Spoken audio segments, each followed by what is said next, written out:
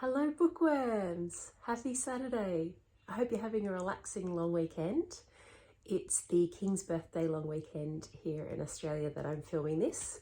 So I'm not working today, so I thought I'd take the opportunity to film a vlog. And I had a request on my comments section on YouTube from Michelle E, I think it was, and she asked to see my current TBR pile. Which is substantial. But I thought I'd actually been thinking about something for a while, and it segues really nicely into that. So I have a plan, a challenge I'm going to set myself, and I think I'll talk to you about it after I show you my TBR. Some of the books that are here I have showed you before because they are still on my TBR and I haven't read them yet, but there's some new ones as well. So get comfortable, make yourself a nice warm cup of tea or coffee or herb tea. Get comfortable, get a nice warm blanket, maybe light a candle, and let's get started.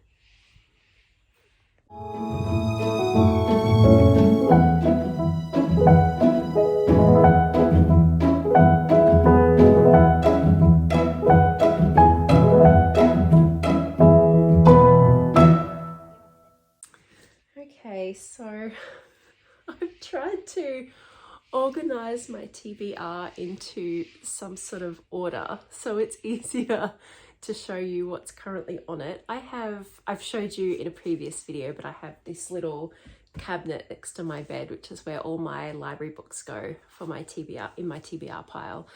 And I've taken them all out. They're all here in piles, and I've made 6 piles of books in different categories and genres, so I can give some structure to what I'm showing you here. That's how organized I am. You'll thank me later.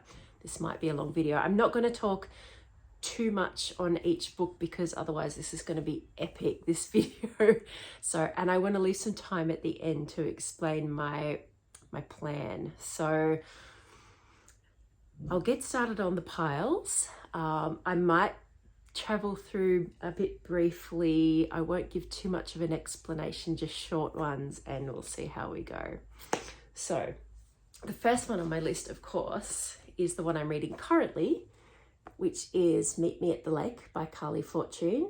And I've read her other book, which was Every Summer After, and really enjoyed that. And now I've started Meet Me at the Lake, but I'm feeling like it's going to be a little bit similar. So I don't know. I've only read up to chapter 5, so too early to judge that really, but hopefully it'll be a good book. It's got a few reservations on it, so I have to get through it so other people can have it. But that's what I'm currently reading at the moment.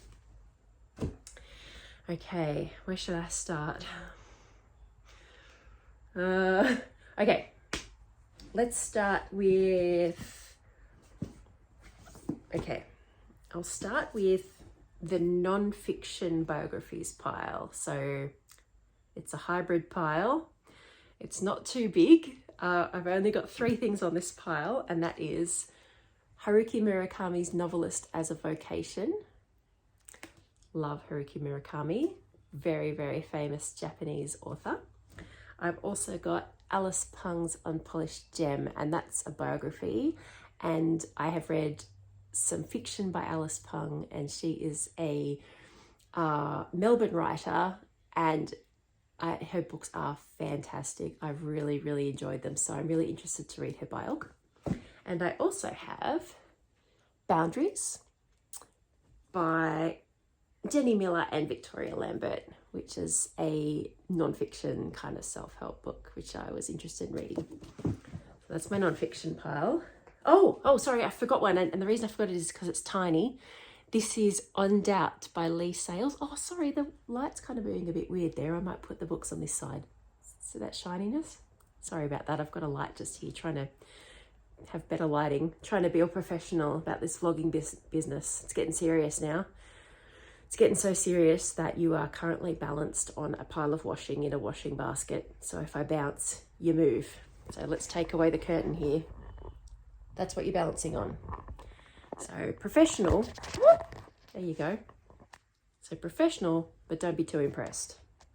Reality. You work with what you got, right? Okay, so if you feel the camera bouncing a little bit, I apologize, it's the washing. So some people have tripods. I'm not that guy. So this is a short essay by Lee Sales, who's a academic journalist, I guess you'd call her. She used to work for the 7:30 Report in Australia, but she doesn't do that anymore. So I'm interested to read that. I love her journalism. Okay, so next pile. I call this one the hygge pile. This is pure hygge warmness, winter warmness pile. Firstly, this is still on it from last time. It's autumn winter activities, come rain or shine. I still have got this on my pile from before, so you've seen that one. And I have around the kitchen table, which is good things to cook, create and do the whole year through, which I'm not sure, I don't know if I had that on the pile before in the last video. Maybe I did, but it's recipes and activities and ways to warm your house and decorate, and it just looks really seasonal and lovely and cozy. So I've got that one. And I've got 2 books by Nigel Slater still. I've got Green Feast and A Year of Good Eating. Love his books. They are just pure hygge in book form. They are so cozy. They make you remember every delicious meal you've ever had, every cozy moment you've ever had. I just adore his writing. I adore his books, and I highly recommend them if you're in the mood for some hygge warm books. Like, the way he describes food, you feel like you're actually there eating it and you can taste it. It's really good. He's a great writer. So that's the hygge pile. Next, I'll go on to I call this one the woo pile. Woo pile. Because this is the mystery thriller. It's a bit eerie, a bit dark, this pile. This is the ones I'm going to read on dark, stormy winter nights, probably. So first I've got The House of Salt and Sorrows, which is youth fiction by Erin Craig. I have Kerry McGuinness, Gathering Storms. Ooh. I have The Sundown Motel by Simone St. James. I have the... Professional. It's all in the name of professionalism. You're welcome. I have The Cult by Abby Davies.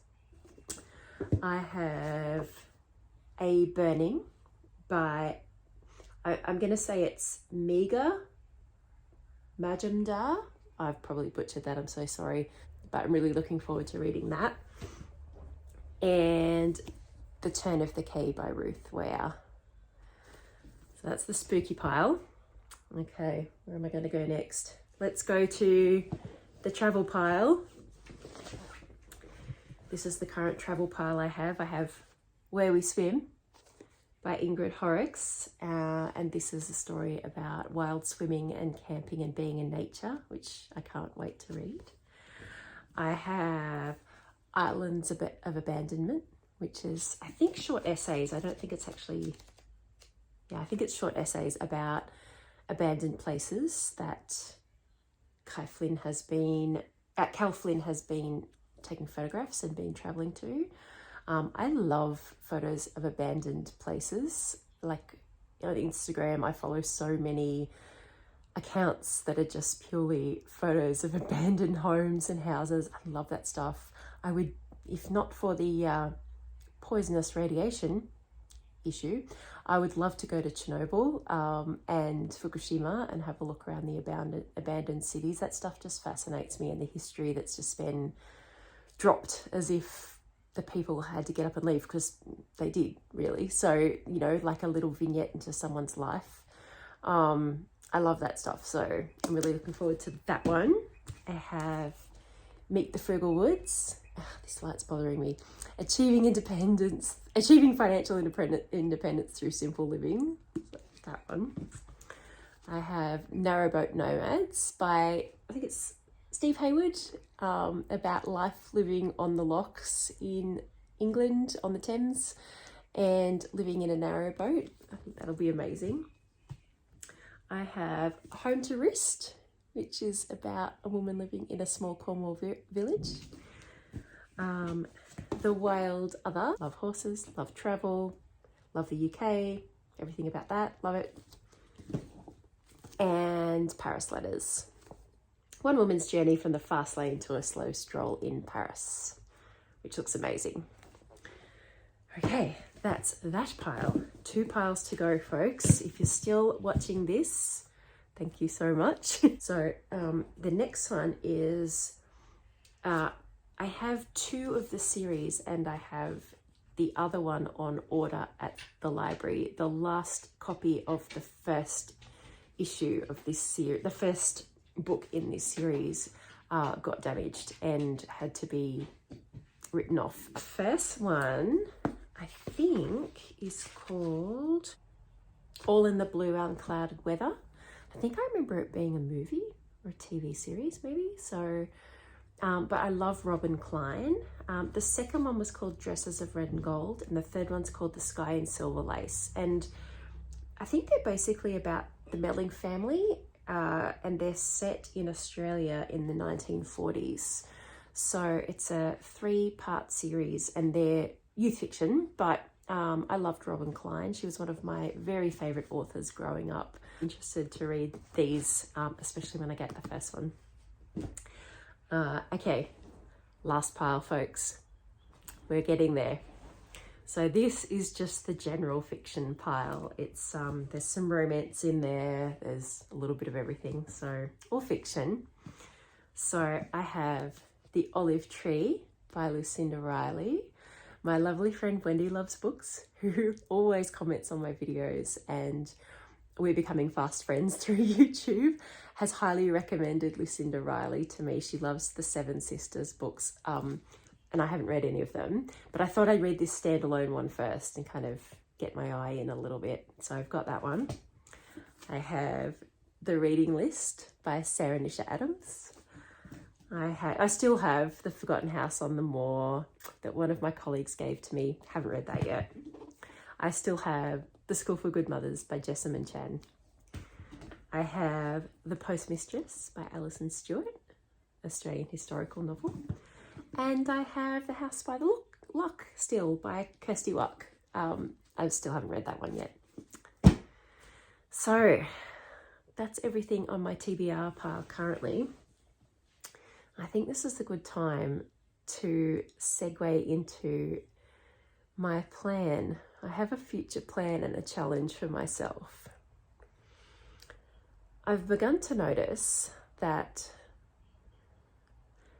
working in the library is a situation where I have an untapped selection of books at my fingertips at all times, which is amazing. Don't get me wrong. It is completely amazing, and I don't take it for granted for 1 second. It's amazing. But I've come to notice that because I don't have a limit on what I'm allowed to borrow, I'm not being very discerning in what I'm reading, and I'm taking home everything I see that's good, which is fine. Like, that's not the problem. The problem is that because I have this constant glut of library books next to my bed to choose from, the problem's kind of twofold. So the first problem is that I feel like I'm rushing through my reading because there's always so much to read. Does that make sense? Like, I feel like I'm trying to read fast. I'm not really giving myself the opportunity to really dive into a book and become involved and take it slowly and really savor a book, because I never feel like I have time to do that, which is kind of sad. So that's one problem. And the second problem is I have 2 bookcases full of my own novels that I have bought and selected and that friends have given me. And I had everyone on my 40th birthday, I had all of my friends and family give me a copy of their favorite book as a birthday present. That's all I wanted, was a copy of their favorite book. And I didn't care if it was new or secondhand. In fact, I prefer secondhand. The older, the better. The more people that have read it, the better. So I have all of these books from friends and family that are their favorite books, and I never get time to read them because I have to read my library books first because they have to go back. So I feel like my big glut of library books is stopping me from enjoying my reading properly and also reading my own collection. Do you get what I'm saying? Like, it's kind of making me read for quantity and not quality. So I had a thought. I have a few books still on hold, on reservation at the library, but I'm going to do something I'm going to find really, really difficult. I'm going to find this so difficult. This is going to be such a challenge for me. But I've set myself a challenge that I'm not going to borrow anything else for a while. I'm going to put a moratorium on my library card and not borrow any library books after I finish this pile. So I'm going to read these books that I have currently. I'm going to borrow what's currently on my reservation, already on reservation on my card, which is probably about, I think, 18 things or something like that, including the first book in that series of 3. And then I'm not going to borrow any more for a while, and I'm not going to put anything else on reservation. So I'm just going to deplete this TBR and my reservations, which might take me a while. I mean, that might take me the rest of the year. I'm not sure how long that's going to take me, in all honesty. So I've got a lot here. As you've seen, I think I have maybe 30 books here. Okay, so I've got a lot to get me through. But I'm not going to put anything else on hold, and I'm not going to borrow anything else for now. So that's plan number 1.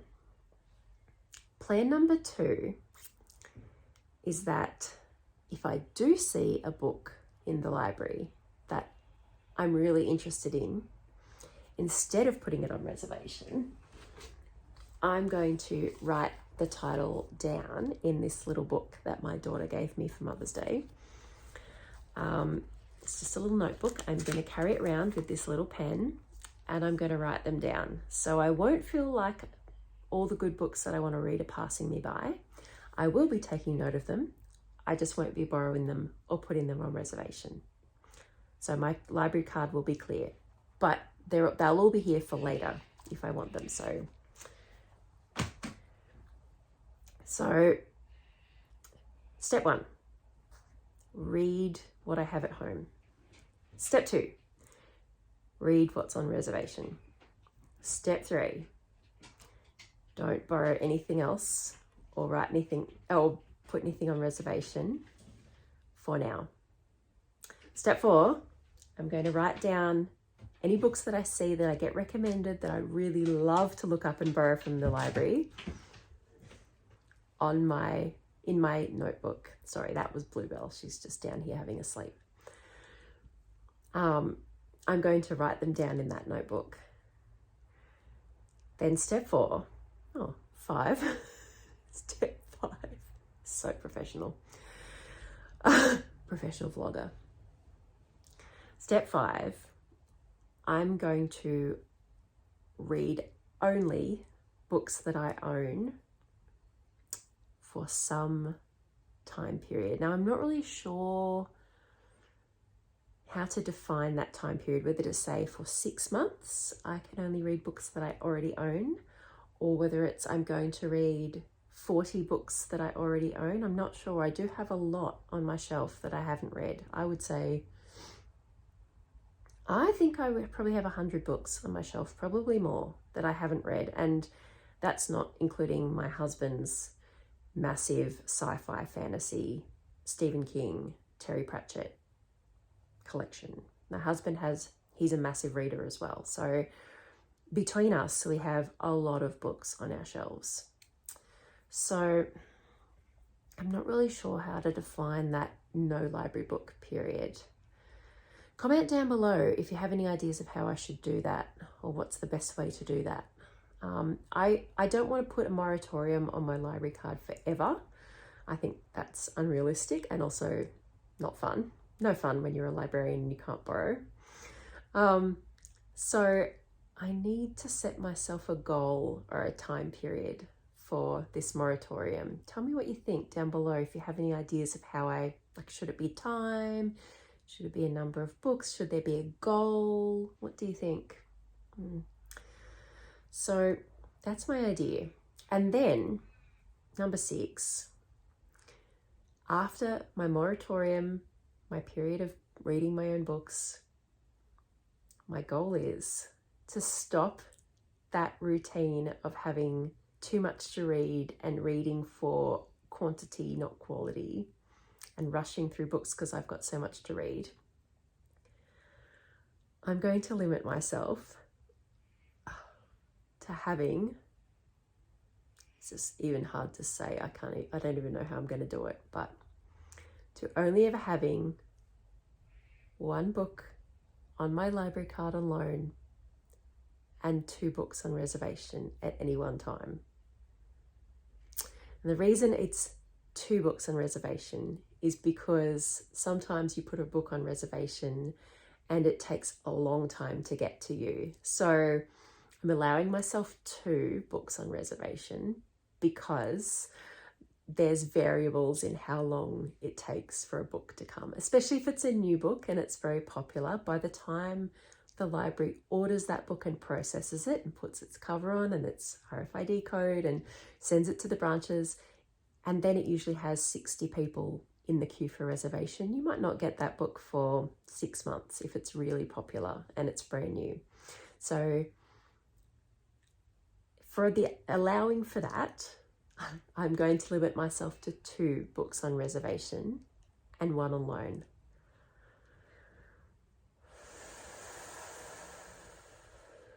What do you think, bookworms? Do you think I can do it? Do you think this is a good challenge? Do you think this will help me get out of my fast reading, unengaged reading slump?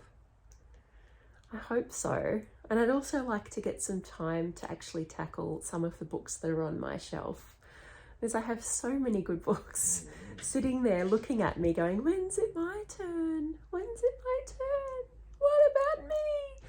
So, yeah, and I really want to read some of those as well. I really want to read all of those as well. It might take me the rest of my life, but I really want to read them. So anyway, I'd love to hear your comments and thoughts about this challenge, about how you think this will go.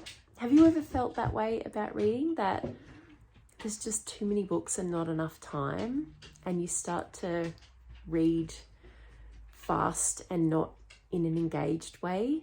And whether that's just, I don't know, that could be just my life at the moment. It's pretty busy and scattered as well. So, you know, a bit of grace for yourself and your situation as well. Got to have a bit of self-grace. But yeah, I feel like if I did this challenge, I'd have more room for spacious, engaged reading and really enjoying books and taking my time over them. What do you think? I'd love to hear your opinions. So this is the end of my TBR pile / reading challenge vlog. Thank you so much, Michelle, for suggesting this. I really appreciate it. And thanks, Wendy, for all of your comments on my YouTubes. I really appreciate our conversations. I'm going to get on with Meet Me at the Lake and start tackling a bit of this pile, this ridiculous pile Thank you so much for joining us today. I hope you have a beautiful long weekend and take some time to nourish yourself and read a good book today. I'll catch you in the next one. Bye.